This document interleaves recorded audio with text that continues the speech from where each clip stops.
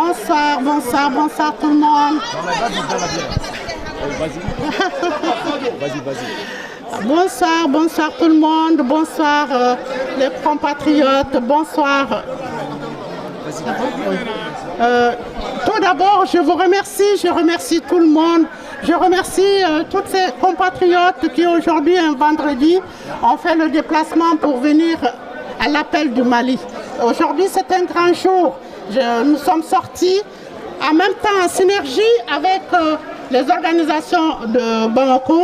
Et là, nous représentons le M5, RFP, Diaspora, France-Europe. Donc nous avons ici des personnes qui sont venues de Belgique, d'Allemagne, que nous saluons très sincèrement, parce que faire le déplacement, c'est beaucoup. Mais voilà, bravo, bravo, bravo à tous. Alors, qu'est-ce qui nous réunit aujourd'hui?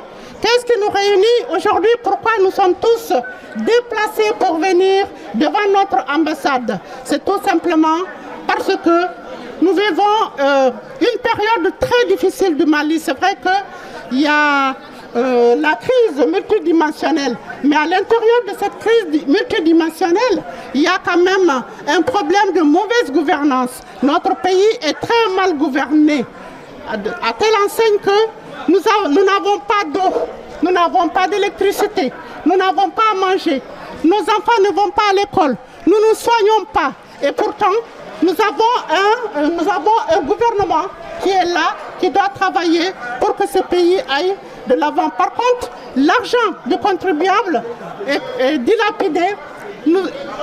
L'argent du contribuable qui doit aller à entretenir nos soldats. Parce que vous savez bien, Ibeka, lorsqu'il est venu, il avait dit qu'il allait se battre pour rétablir la sécurité, rétablir la paix. Est-ce qu'aujourd'hui nous avons la paix au Mali? Non! Est-ce que nous avons à manger? Non!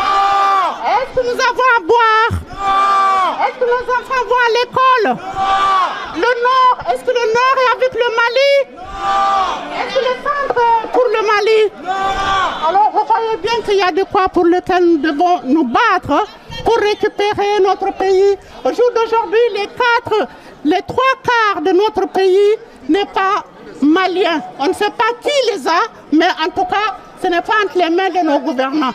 Donc, nous sommes obligés. Tout malien au jour d'aujourd'hui est meurtri dans son cœur et dans sa chair. Donc, nous disons qu'il n'y a pas de fatalité. Il n'y a pas de fatalité. C'est la lutte sur la lutte libère. Et donc, nos soldats, à qui il y a eu un financement de 1230 milliards, les 1230 milliards sont partis. Nos soldats, au jour d'aujourd'hui, sont tués comme des poulets, même de l'eau dans leur camp, ils n'ont pas. Donc ici, je vais demander à tout le monde qu'on puisse observer une minute de silence pour faire hommage à nos... Oui. Donc, nous disons... Vas-y, tentez. Oui, tentez.